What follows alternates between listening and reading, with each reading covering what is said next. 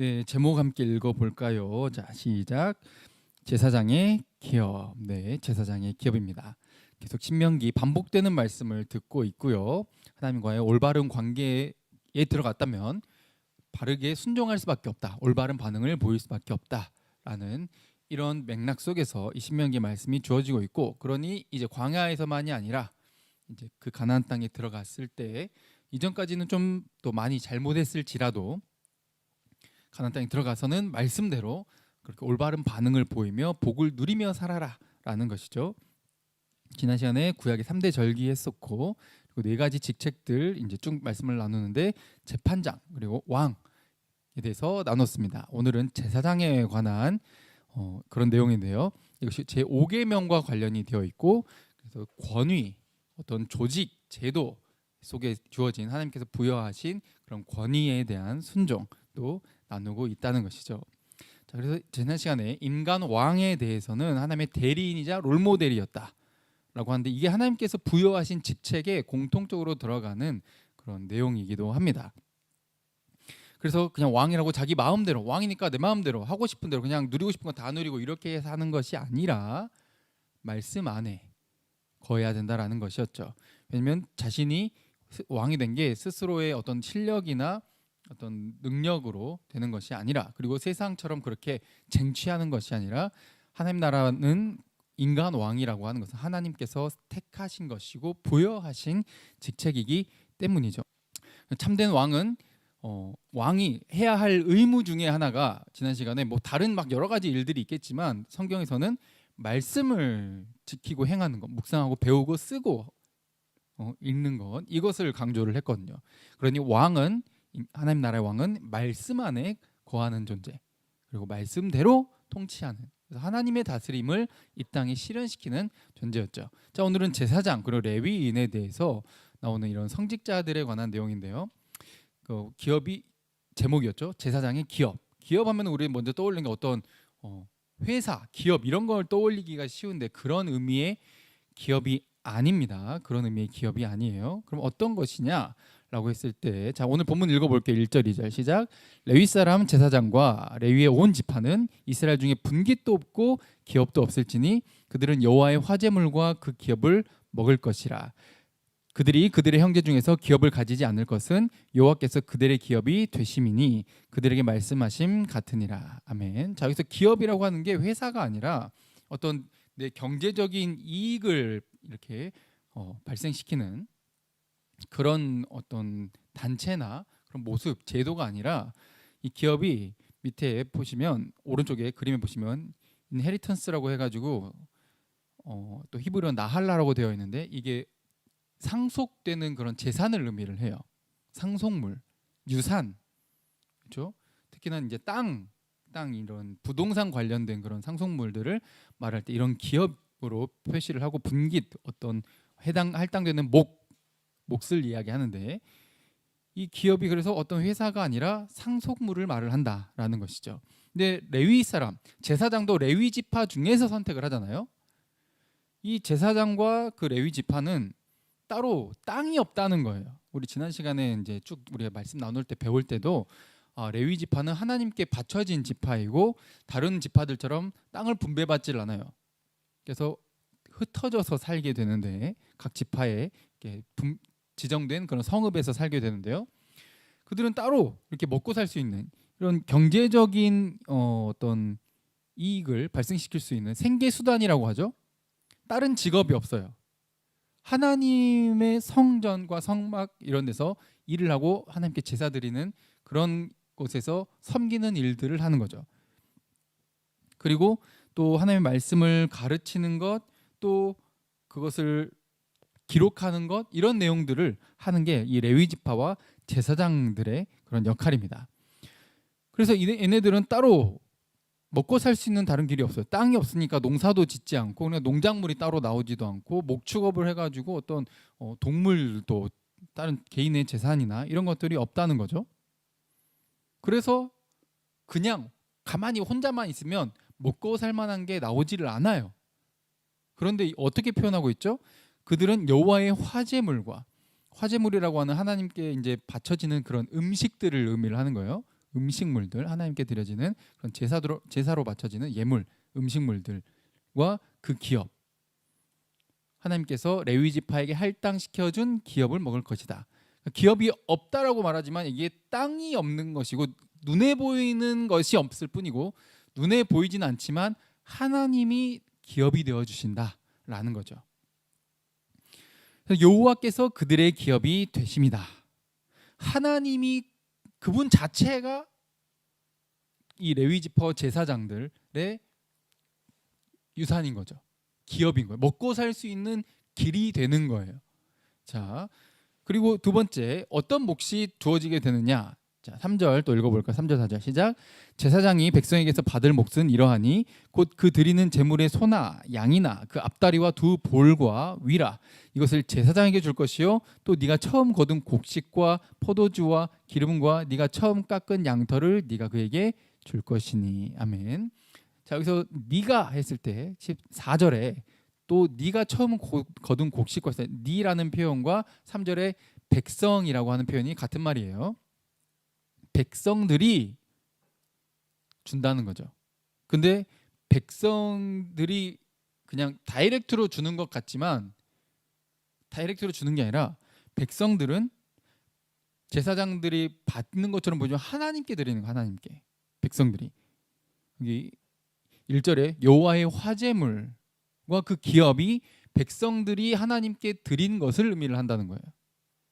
그래서 제사장이 그것을 받는다. 결국 기업이 뭐예요? 물려받는 거잖아요. 받는 거, 먹고 살 만한 걸 받는 거잖아요. 이 백성들은 땅을 받았어요. 그러니까 다른 뭐 목축업을 하든 농사를 짓든 본인의 그런 생계 수단들이 있어요. 그것을 하나님께서 그들에게 기업으로 주셨고, 그래서 그들이 거기서 자신의 받은 은사와 선물을 가지고 열심히 일해 가지고 먹고 사는 것이고, 이 제사장과 레위인들은 뭐예요? 하나님을 섬기면서 하나님으로부터 먹을 것이 나와서 먹고 산다는 거죠. 그것은 백성들이 참 처음 거둔 거라고 하는 것은 굉장히 소중한 것, 그리고 모든 것을 대표하는 것. 처음 나온 것이 모든 뒤에 나오는 것을 다 대표하는 거거든요.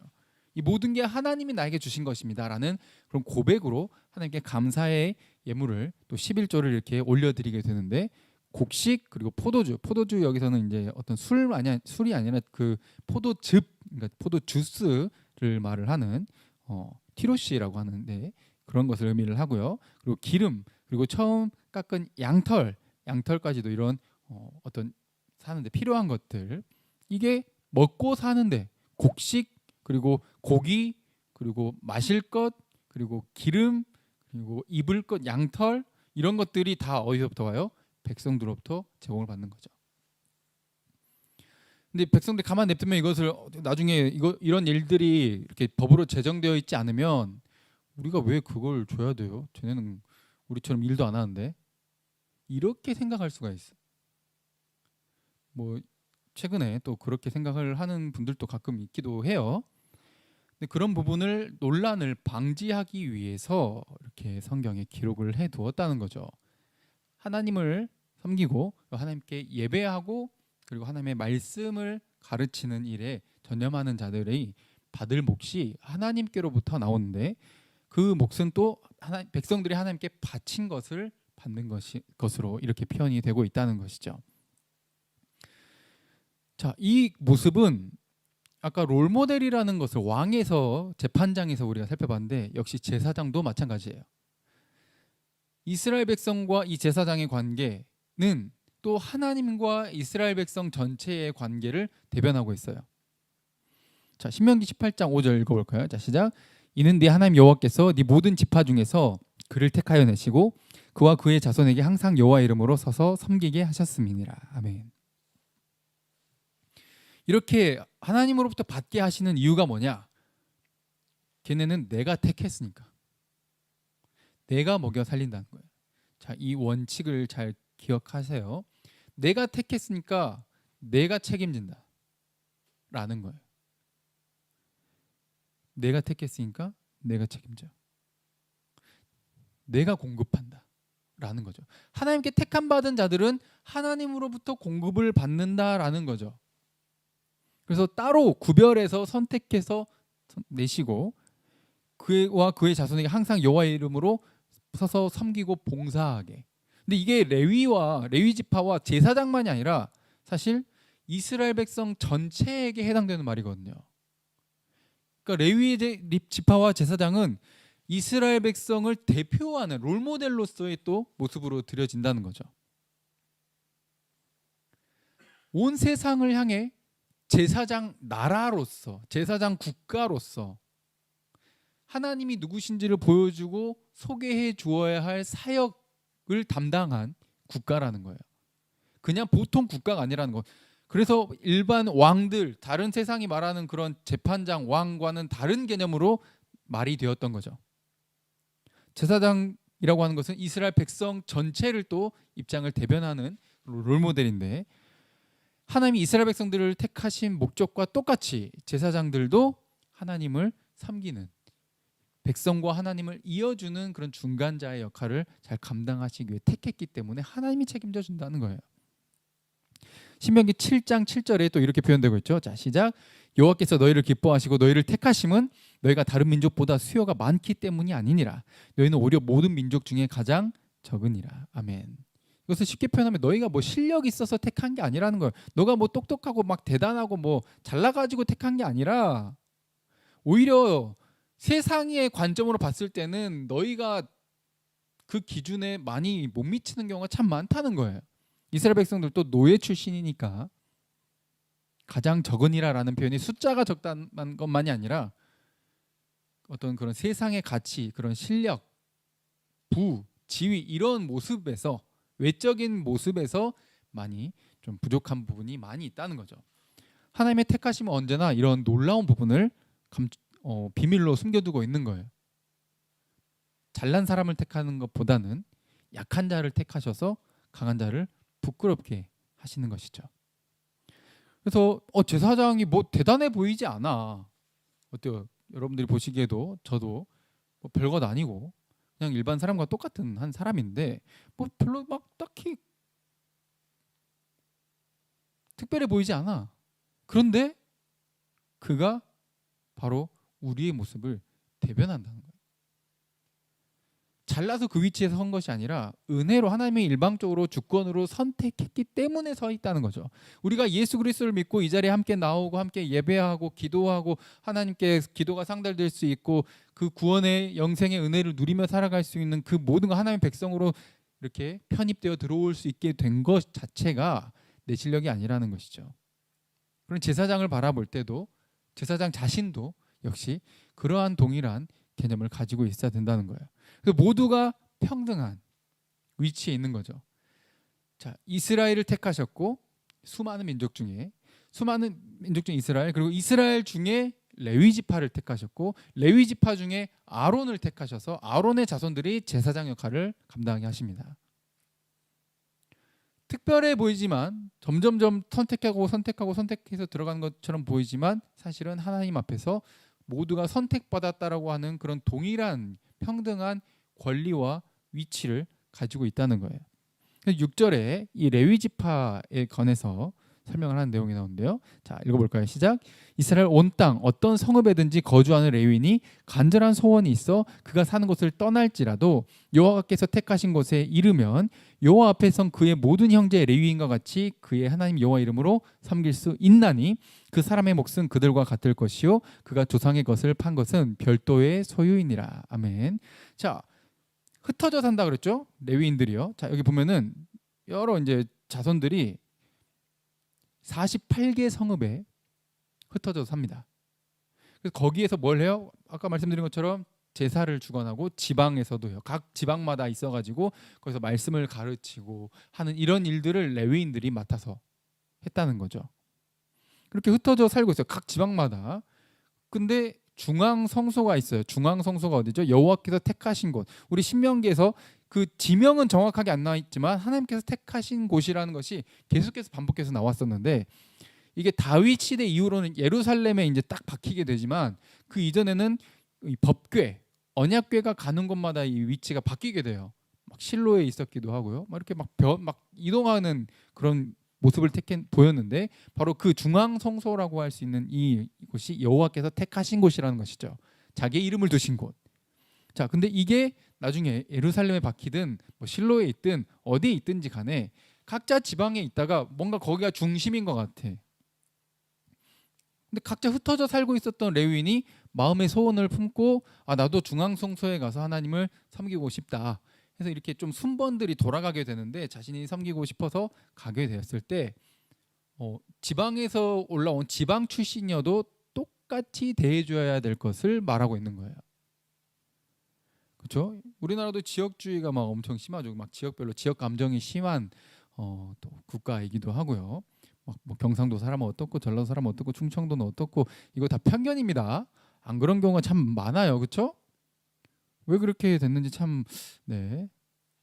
뭔가 좀 안타까운 것 같아요. 서울에 산다고 다 그렇지 않은데 서울 사람들은 다 깍쟁이야 막 이렇게 예. 그런 거 아니잖아요. 이게 지역에 대한 그런 감정이 있고 또 지방을 막 차별하죠. 우리도 어떻게 보면 막 지역 출신 저희도 한때 막 그런 얘기들 했었는데 난 순천 살고 넌 광양 살고 막 너 스타벅스는 있냐 막 이렇게 이야기를 하고 네, 광양에도 스타벅스가 있죠. 네, 있어요. 막 이런 뭐가 있니 없니 막 무시하고 막 수도권 하면 다 시골이고 막 예. 막 저기 보면은 저 말 예, 좀 웃겨가지고 가져왔는데 강원도에선 감자고 화폐라며 막 이런 말인데 말 같지도 않은 소리죠. 네, 이런 일들이 지방이라고 해서 차별하고 또 서울에서는 어때요? 지방으로 가는 걸 뭐라고 표현돼요? 좌천됐다. 예, 뭐 인생 망한 것처럼 이제 표현을 한다는 거죠. 서울에 있으면 대단한 거고 지방에 있으면 굉장히 덜 떨어진 좀 뭔가 실력 없고 부족한 그렇게 이제 생각하기 쉽다는 거죠. 레위인들도 마찬가지죠. 좀 중앙이 아니라 좀 변두리 지방에서 왔어. 어디 거기 출신이야? 그러면 좀 그래. 좀 막 텃세도 부리고 막 좀 차별하고 어느 정도 수습 기간 지나기 전까지는 막 봉급도 제대로 안 주고 막 이러면 안 된다는 거예요. 어떻게 하라고? 똑같이 사역 지방에서 섬기던 것처럼 여기서도 똑같이 하나님을 위해서 사역하고 섬길 수 있고 줘야 될 그 목도 기업도 똑같이 주어라. 성경에서는 참 이게 당시에 갖고 있었던 세상적인 그런 가치관과는 전혀 다른 것을 말을 하거든요. 이게 기독교의 매력이자 하나님 나라의 매력이에요. 세상에선 볼 수 없는 모습이 여기에 있는 것이고 이게 누가 봐도 옳은 것이고 매력을 느낄 수밖에 없는 것을 말하고 있는 것이죠. 우리가 세상에서 그래도 평등을 말을 하고 차별 금지를 이야기를 했을 때 그 개념이 처음에는 바로 다 여기 성경에서 출발한 거예요. 노예 제도와 여성을 비하하는 것과 어린아이를 무시하는 것과 내가 정복해가지고 노예로 삼는 것 이것을 당연하게 여기던 세상에서 기독교가 들어오고 하나님의 말씀과 복음이 전파됐을 때 바로 하나님 기뻐하시는 바로 이 옳은 차별을 금지하는 이런 모습이 퍼져지게 되고 여성도 교육을 받고 노예제도가 철폐되고도 막 이런 거룩하고 아름다운 일들이 일어나게 된다는 거죠. 근데 요즘 차별금지법이라고 해가지고 그 안에 굉장히 안 좋은 것을 숨겨놓고서 이 독소조항이라고 하거든요. 그걸 숨겨놓고서 차별금지법이라고 이름만 해놓고 이걸 반대하는 기독교를 가지고 이거 차별을 조장한다. 막 이렇게 이제 프레임을 씌우는데 그거 틀린 겁니다, 여러분. 차별금지법이라고 해놓고 역차별을 조장하는 거예요. 그건 아니지라고 말하면 차별했다는 거예요. 그러니까 그건 틀린 거야라고 말하면은 적은 사람의 의견을 무시했다고 나쁘다는 거예요. 아니 적은 사람이 틀린 것을 말할 수도 있고 많은 숫자가 옳은 걸 말할 수가 있어요. 또 반대로 적은 사람이 옳은 것을 말할 수 있고 많은 사람이 틀린 걸 말할 수 있는 거예요. 그래서 우리는 잘 따져보고 옳고 그름을 잘 판단해서 하나의 말씀대로 가야 되는데 적은 소수를 무시한다고 해서 무조건 그들의 편을 들어주는 것은 전혀 성경적이지 않고 이 세상의 질서를 무질서하게 바꿔버리는 거죠. 잘못된 것도 마치 잘한 것이냐 그들도 무시받아서는 안 되는 것이냐. 예를 들어서 성차별을 하지 말라. 우리가 하고 싶은 대로 우리가 즐기고 싶은 성생활 즐기게 해달라 라고 하는데 나는 동물이랑도 성관계를 하고 싶고, 나는 아동이랑도 성관계를 하고 싶고, 막 이런데 왜 날 무시하냐? 나는 그런 취향을 갖고 있다니까. 니들 하고 싶은 대로 해. 난 니들 안 건드리는데 너희들 왜 나한테 뭐라 그래? 그럼 여러분 뭐라고 할겠어요? 그렇게 하게 내버려 두면 돼요, 안 돼요? 안 된다는 거예요. 이게 차별금지법 안에 있는 거예요, 여러분. 반대 서명 같은 거 들어오면 여러분 반드시 서명을 적극적으로 해주시길 바랍니다. 이런 차별 금지에 관한 내용들이 이런 성경에 전반적으로 깔려 있다는 겁니다. 그러니 교회에서 말한 성경의 개념은 진짜 차별을 금지하는 것이고, 옳은 방향, 그리고 온 세상의 모두가 함께 행복할 수 있는 건전하고 거룩한 방향으로 가는 것이지 역차별을 조장하지는 않는다는 점을 기억하셨으면 좋겠습니다. 자, 그래서 지방과 뭐 중앙성소 이렇게 표현을 했는데, 지방에 있든 중앙성소에 있든 중앙성소에 있든 지방에 있든, 자, 봉급의 차이가 있어요, 없어요? 차이가 없다라는 거죠. 그런데 지금은 어떻게 생각해요? 지방과 저기 수도권에 가면은 차이가 있어요, 여러분. 차이가 있어요. 애석하게도 그래서 많은 사역자분들도 시골에 내려오기를 좀 꺼려하는 그런 부분도 없지 않아 있습니다. 여러 가지 문화나 또 이런 좀 생각이나 이런 분위기나 이런 가지가 뭐 이유가 있겠지만 그런 차이점을 너무 많이 보이고 있다는 거죠. 그래서 어떻게든 좀 대세인 곳으로 가려고 하는데 그런 개념이 아니에요. 지금 여기서는 똑같은 대우를 하는 거예요. 사역에 크게 차이가 없어요. 사역하는 내용도 똑같고 받는 봉급도 똑같아요. 그래서 어디에 있든지 동일한 사역을 한다라는 것이죠. 우리 교회라고 하는 자들도 하나님이 부르신 택하신 왕 같은 제사장이라고 부르는데, 여기에 있든 저기에 있든 꼭 수도권이 아니라 여기에 있어도 아무런 관계가 없다라는 거 하는 것이죠. 성경이 말하는 가치관이 그거예요. 모여서 예배하든 또 흩어져서 각자 삶 속에서 예배하든 어디에 있든 제사장의 역할을 맡는다는 겁니다. 이게 모이는 교회와 흩어지는 교회라고 또 이제 표현을 하는데, 어디에 있든 예배자로, 어디에 있든 교회예요. 내가 뭐 PC방 가면은 교회에 다닌 사람이 아니고, 내가 깜방 가면은 교회 다니는 사람이 아니고, 물론 억울한 일을 당해서 어떤 위치에 당하든지 뭐 초대교회 당시 억울하게 옥에 갇히고 뭐 죽음의 자리에 가게 되는 경우도 많았으니까요. 그 내가 있는 환경 위치에 따라서 달라지는 게 아니라 어디에 있든지 하나님의 백성이고 하나님의 사역자고 하나님의 왕 같은 제사장이고 하나님의 구원받은 백성이라는 거죠. 이 개념이 동일하다는 거예요. 그래서 제사장과 레위인은 이 모습 속에서 어디에 있든 균등하고 평등하다. 그래서 이스라엘 백성의 롤모델로서 너희도 마찬가지, 너희 백성 전체를 내가 제사장 나라로 불렀어. 신약에 와서도 똑같죠. 베드로전서 2장 9절에 너희는 왕 같은 제사장이라. 택한 나라, 하나님의 소유가 된 그 백성이라는 거예요. 그러니 너희도 어디를 가든 교회이며 하나님을 예배하는 제사장, 왕 같은 제사장으로서 살아야 된다라는 겁니다. 바로 이 제사장의 모습이 어떤 모습이어야 하는가?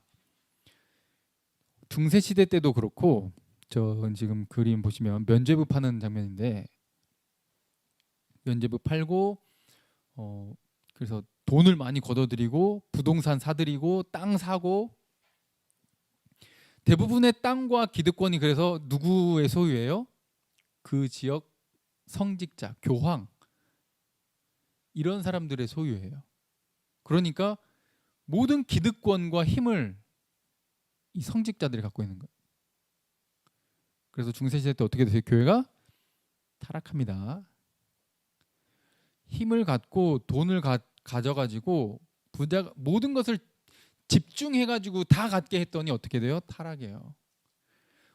성직자, 제사장, 엘리트 집단이잖아요. 그렇죠? 배우고 가르치는 입장인데 그들에게 모든 권력과 부동산 땅 막 이런 거 다 집중되어서 좋을 게 없다는 거예요. 분산시키는 거죠.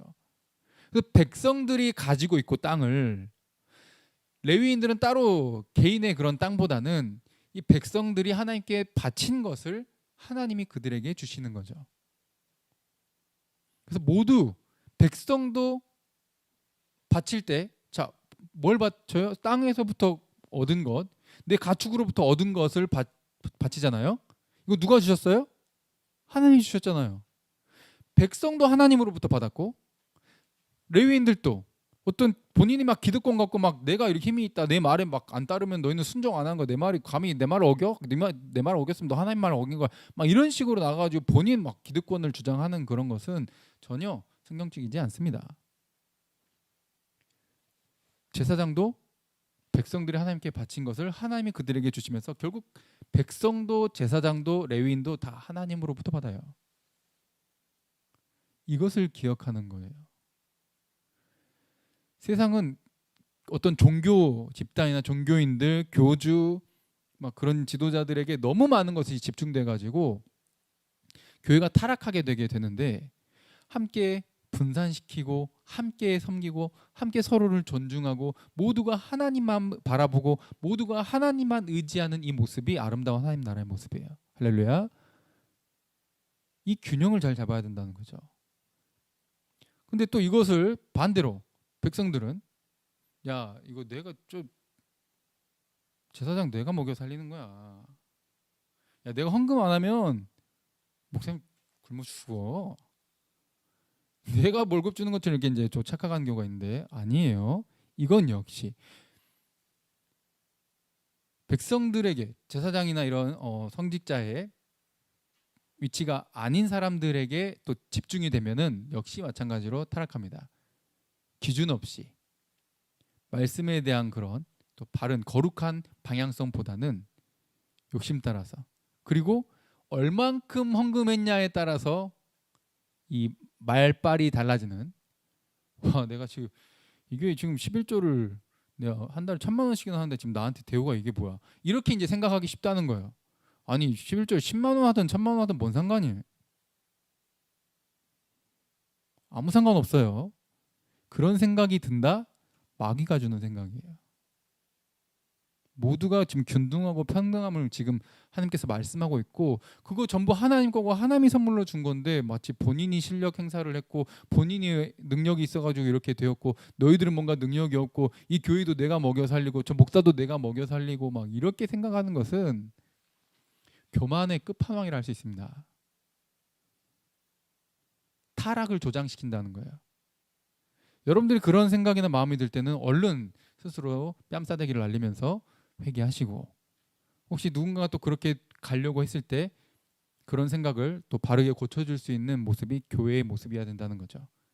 모두가 서로 겸손하고 모두가 서로를 존중하고, 그리고 우리가 받은 이 모든 것, 누리는 모든 것은 하나님으로부터 받은 것이라는 개념을 가질 때 올바른 교회가 세워진다는 것이죠. 바로 그게 바로 이 그림처럼 백성들에게 하나님이 이른 비와 늦은 비, 그래서 이렇게 풍성한 소출을 맺게 하시고 그것을 하나님께서 주셨다라는 감사의 고백으로 처음 것들을 구별해서 하나님께 이렇게 올려드리게 되죠.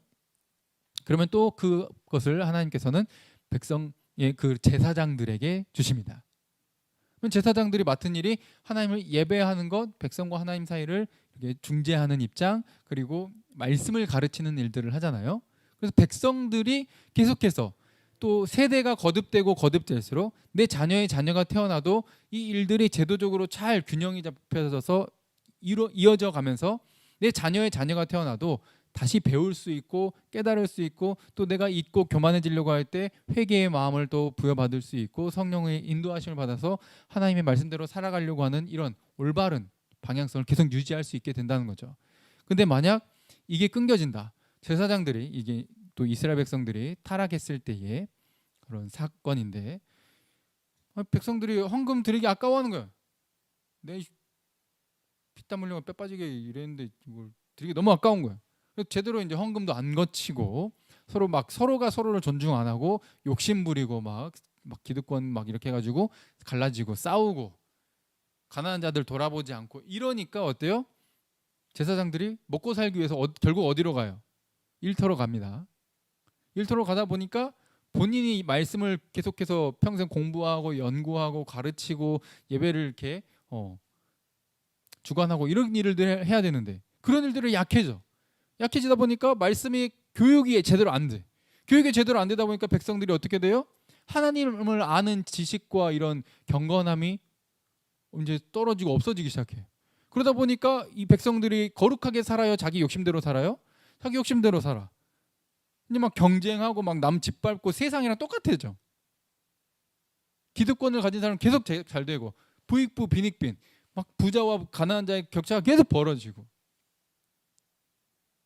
이렇게 이제 정말 악한 모습, 하나님 나라의 그런 거룩한 모습은 찾아보기 힘든 모습이 되어진다는 거죠. 그래서 하나님이 어떻게 해요? 이제 그들의 타락성을 보고 그들에게 이방 나라를 보내서 쳐들어가게 해서 벌을 주시기도 하시고 막 이런 심판의 모습이 나타난다는 거죠. 결국 이 제도가 그냥 있는 것처럼 보일지 모르겠지만 이게 하나님의 거룩한 나라를 유지하는데 정말 꼭 필요한 그런 제도이며 법칙이라고 하는 것이죠. 이것이 지금 오늘날에도 마찬가지입니다. 뭐 이중직이라고 해가지고 결국 먹고 살기 힘들기 때문에 일터로 나가시는 그런 사역자분들이 참 많아요. 안타까운 거죠. 그들이 잘못됐다 이렇게 말하기보다는 그래도 그분들도 말씀과 이런 사역에 좀 전념할 수 있는 그런 환경이 더 마련이 되었으면 하는 마음이 또 있습니다. 그래서 정말 하나님을 모르고 예수 그리스도를 믿지 않는 자들이 참 많은데 그들에게 하나님의 말씀을 먹일 수 있는 그런 좀 나눔이 있으면 어떨까. 그리고 전부 대세를 좋아하고 막 유명 목사님만 이렇게 좋아해가지고 많이 모인 데는 막 몇만 명만 몇십만 명씩 모이고 적게 모인 데는 막 한두 명도 막 아니면은 몇십 명 몇백 명도 버거워하는 몇백만 해도 뭐 너무 많은 거죠. 제가 생각했을 때는 뭐 20명 30명 안 됐을 때 이제 작은 교회라고 생각을 해요. 그런 위치에 있으면은 뭔가 별 볼 일 없는 것처럼 생각을 한다거나 큰 교회보다는 좀 더 실력 없는 것으로 생각을 한다던가 이런 생각을 우리는 이제 갖다가 쓰레기통에 버려야 된다는 거죠. 모두가 함께 동일한 위치에서 사역을 하고 섬기고 또 제공받을 수 있게 해서 이 땅의 모든 백성들이 하나님 말씀대로 살아가고 그 말씀이 이 땅에 실현되는 천국이 이 땅에 실현되는데 귀하게 쓰임받는 그런 나라가 되어야 된다는 것이죠. 바로 그게 하나님 나라의 원리입니다. 신약에서도 동일하다는 거죠. 고린도전서 9장 13절부터 14절까지. 자, 시작. 성전의 일을 하는 이들은 성전에서 나는 것을 먹으며 제단에서 섬기는 이들은 제단과 함께 나누는 것을 너희가 알지 못하느냐. 이와 같이 주께서도 복음 전하는 자들이 복음으로 말미암아 살리라 명하셨느니라. 아멘. 사도 바울이 말하는 거예요. 비록 본인은 텐트를 만들면서 이렇게 이중 그런 직업을 가지고 특별하게 사역을 했지만 사도 바울이 본인이 말했어요. 나는 특별한 경우고 대다수가 거의 다 이렇게 사역자들이 먹고 살 수 있게 가르치는 자들 그리고 복음 전하는 자들이 함께 나누어 생존할 수 있게 그리고 생활에 부족함이 없게 해줘야 된다. 그래서 말씀이 계속해서 가르쳐지고 선포되고 하나님 나라가 확장되어 가고 백성들은 하나님 말씀대로 세상에서 실현해내고 살아내고 많은 자들에게 본이 되고 빛을 비추는 그런 아름다운 하나님 나라 확장의 역사가 계속 이어지게 해야 된다는 거예요. 갈라디아서 6장 6절도 읽어볼까요? 자, 시작. 가르침을 받는 자는 말씀을 가르치는 자와 모든 좋은 것을 함께하라. 아멘. 서로 좋은 것을 나누고 또 서로 배려하고 존중하라 이런 의미입니다. 그래서 하나님 나라가 잘 세워져 갈 수 있게 교회가 주님 다시 오실 때까지 이 사역을 잘 감당할 수 있게 해야 된다는 거죠. 그래서 너, 나, 뭐 직분, 지역, 직업, 위치, 뭐 집사면 더 낮고 장로면 더 높고 이게 그냥 그 역할 입장에서만 다른 것이지 모두가 균등하고 평등한 거예요. 다 똑같아요. 모두가 또 누구로부터 받아요? 하나님으로부터 받는다는 겁니다. 그래서 교만하지 않고 겸손해야 하고 예수 그리스도의 성품을 가지고 살아가야 되는 겁니다. 자, 마태복음 5장 5절. 자, 시작. 온유한 자는 복이 있나니 그들이 땅을 기업으로 받을 것이며. 아멘. 땅을 기업으로 받는다? 많이 들어본 말이죠. 자, 오늘 말씀이에요. 오늘 기업이란 말이 땅 부동산에 대한 그런 유산이라고 말씀드렸죠. 온유한 자. 온유한 자는 하나님으로부터 받는다는 것을 믿기 때문에 나의 것을 얼마든지 흘려보내고 나누는 그런 모습을 온유하다라고 표현해요. 대표적으로 이삭이 있죠. 우물을 자꾸 빼앗는데도 실력 행사를 하지 않고 양보하고 또 가서 또 우물을 파면 또 우물에서 물이 나와요. 또 우물을 만나요. 평생에 한 번 우물 만날까 말까도 한데 이삭은 가는 데마다 물이 나와. 그러니까 이삭은 어때요? 뭐 싸울 필요가 없어요. 이 물 아니면 난 죽어. 이 물 아니면 난 죽는다고. 이렇게 하고 막 서로 우물 가지고 막 싸우고 막 치고받고 하는 게 아니라 아 그래 너 가져. 가면 또 있으니까. 끊임없이 부어지니까. 온유한 자. 끊임없이 희생하고 양보하는 자. 이게 하나님이 부어주신다는 믿음 없으면 불가능한 겁니다.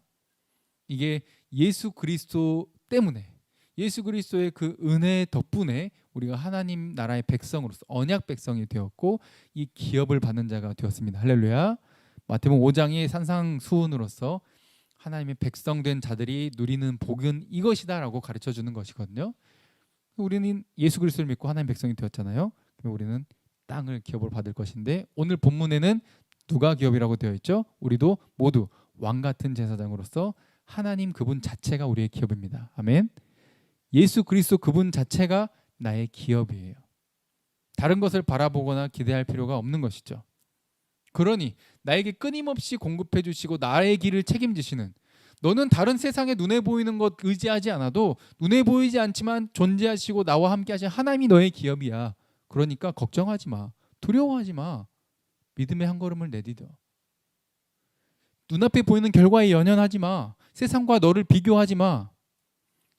넌 그 모습 그대로 가치가 있고 존귀하며 너는 내가 쓰려고 불렀고 넌 나의 기업이고 넌 나의 자녀이고 내 사랑하는 자이며 내가 너를 귀하게 쓸 거야. 그러려고 내가 너를 택했고 불렀어. 이것을 믿고 다시 도전하는 거예요. 모험하는 거죠. 아, 이거 아니면 나는 죽을 것 같은데 난 이렇게 안 돼가지고 난 참 진짜 왜 이럴까 이렇게 생각하는 게 아니라 하나님이 어떻게 나를 인도하실지를 기대하면서 세상은 이해할 수 없는데 아 이게 좀 지금은 좀 그건 아닌 것 같다 싶을 때 도전할 수 있는 거예요. 저도 이제 비하인드 썰을 풀면 저 이제 올해 개척을 시작을 했잖아요. 같은 사역자분들 중에서도 요즘은 진짜 시기가 안 좋다. 거의 뭐 자살행위다. 개척하는 건 이거는 코로나 이후로 또 교회 분위기도 안 좋고 다음 세대도 줄어가고 이거는 진짜 시기가 너무 안 좋다. 일반 지금 멀쩡한 교회들도 지금 점점 힘들어져 가는데 이거는 제정신이 아니고서는 안 된다. 이렇게 말을 했을 때 모르겠어요. 제가 좀 이상한 사람인지 몰라도 남들이 안 된다고 하니까 갑자기 막 하고 싶더라고요. 이게 하나님의 부어주실 것을 좀 어떻게 보면 저도 체험하고 싶었고 또 하나님께서 그런 믿음을 말씀을 주셔서 그런 깨달음 속에서 도전을 해보자. 그래. 도전해보자. 그래 뭐 안 돼도 또 돌아가면 되지. 하나님이 어디로 가든 나와 함께 하시니까. 그래서 지금 당장 막 이건가 저걸까 이게 내 인생을 판가름짓잖아요 여러분. 우리 다음 세대도 또 이 대학일까 저 대학일까 이 직장일까 저 직장일까 이 여자랑 결혼해야 돼 저 여자랑 결혼해야 돼 이 남자랑 결혼해야 돼 저 남자랑 결혼해야 돼 그게 내 인생을 판가름짓잖아요. 우리 인생의 기업과 기반은 내가 딛고 사는 그 땅 내가 먹을 것이 나오는 그 기반은 오직 하나님이십니다. 할렐루야.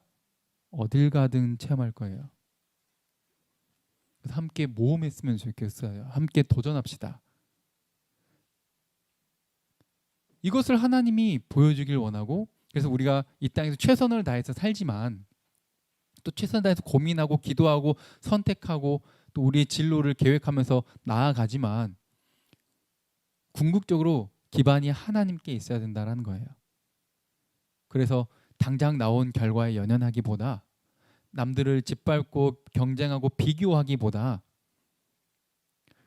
하나님이 나의 기업이라는 것을 믿고 모이든 흩어지든 어디에 있든 왕 같은 제사장으로서 교회로서 세상에 빛을 비추는, 그래서 세상을 향해 이게 하나님 나라다, 하나님이 채우신 것이다, 내 노력이 아니다, 항상 자신은 겸손한데 어떻게 그렇게 어려운 길을 갈 수 있었습니까? 라고 말을 할 때 하나님이 함께 하시니까, 하나님이 부어주시니까, 나의 공급자 하나님이시니까 내 욕심, 내 뜻, 내 생각 내려놓고 주님만 따라갑니다. 그래서 남들이 봤을 때는 저 모습이 절대로 뭔가 스트레스가 많고 막 편해 보이지 않는데, 좀 대단해 보이지 않는데, 하나님을 따라 사는 그 삶이 세상이 줄 수 없는 평안과 샬롬으로 가득하게 돼요. 할렐루야. 제가 요즘 그 샬롬을 누리는 것 같아요. 경제적으로는 조금 전보다 뭐 나아졌다 이렇게 말씀드리기는 어려운 부분이 있지만, 주님이 채워 가심을 또 직접 목격하기도 하면서 이게 진짜 하나님이 하자고 하시는 대로 가면, 하나님이 기뻐하시는 뜻을 따라 살기 위해서 몸부림치면 하나님이 또 이런 마음의 평안과 또 길을 열어 가시는구나라는 것을 체험해 가고 있거든요. 앞으로도 제 삶도 그렇게 이끌어 가실 줄로 믿고, 그리고 구약의 제사장이 롤모델이었던 것처럼 저도 부족하지만 여러분들 앞에서 말씀대로 살아가는, 그리고 어떤 내 편안함, 그리고 내 어떤 부자 되는 것, 세상에서 유명해지고 명예를 얻고 막 내 욕심을, 내 생각을, 내 뜻을 구현시키는 그 길이 아니라 하나님 뜻을 따라서 살려고 하는 그런 본이 되려고 몸부림을 칠 테니까요. 여러분 저를 위해서 많이 기도해 주시고, 또 여러분들도 저와 어차피 똑같은 사람입니다. 뭐 저 사람이니까 가능하고 이런 게 아니라 제사장이니까 가능하고 뭐 예수님이니까 가능하고 이렇기보다는 우리가 모두 함께 추구해야 될 방향성임을 기억하시고, 항상 하나님을 기업으로 믿고 이 땅에서 최선을 다해 믿음의 모험을 함께 걸어가는 저와 여러분들 되기를 주님의 이름으로 축복드립니다. 함께 기도하겠습니다. 찬양할게요.